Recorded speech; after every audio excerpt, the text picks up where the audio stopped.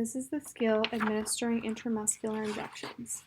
Complete medication guidelines including the 3 checks against the MAR, identifying the patient using 2 identifiers, and educating the patient about the medications. Complete the 6 essential tasks.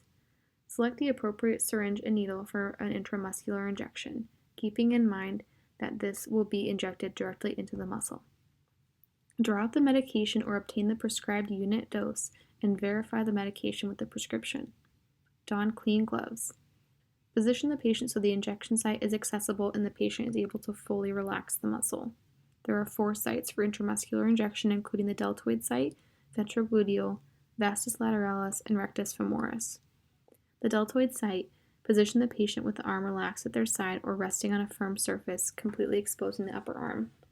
For the ventrogluteal site, position the patient onto their side with the upper hip and knee slightly flexed. For the vastus lateralis position the patient supine or sitting, if the patient prefers. The rectus femoris site should be used as a very last resort if other sites are unacceptable. Position the patient supine for this site. Use the appropriate landmarks when identifying where to inject. If the patient is to receive more than 1 injection, rotate sites. Clean the injection site with the antiseptic prep pad working from inner to outer and allow to completely dry before administering. Remove the cap of the needle safely. There are 2 methods for injection of intramuscular injections. There is the traditional intramuscular method and the Z-track administration. For traditional, you will use your non-dominant hand to hold the skin taut by spreading the skin between the thumb and the index finger. Tell the patient they will feel a little prick as the needle is inserted.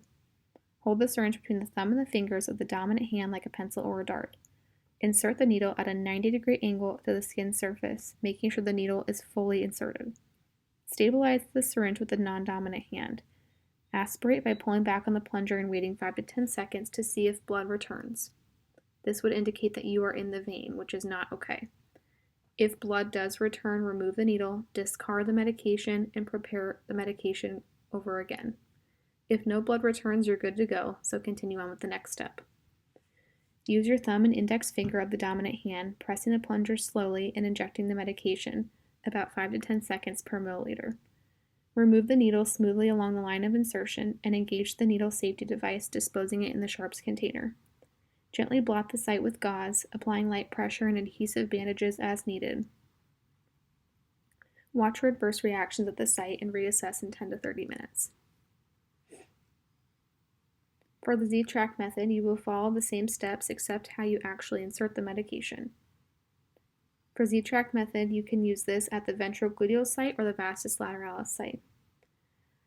With the side of your non-dominant hand, displace the skin away from the injection site about 2.5 to 3.5 centimeters.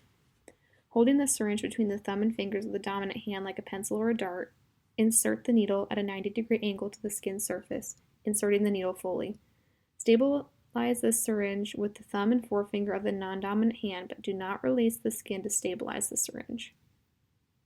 Aspirate by pulling back slightly in the plunger for 5 to 10 seconds. If blood returns, remove the needle, discard and prepare the medication again. If no blood returns, that means you're good to go and you can continue. Using the thumb and index finger of the dominant hand, press the plunger slowly to inject the medication, 5 to 10 seconds per milliliter. Wait 10 seconds, then withdraw the needle smoothly along the line of insertion. Immediately release the skin. This method allows the medication to be trapped underneath the muscle. Engage the needle safety device and dispose in the sharps container. Hold the cotton ball with light pressure over the injection site. Do not massage the injection site. You may apply an adhesive bandage if necessary. Document the administration of the medication and complete the ending 4 tasks.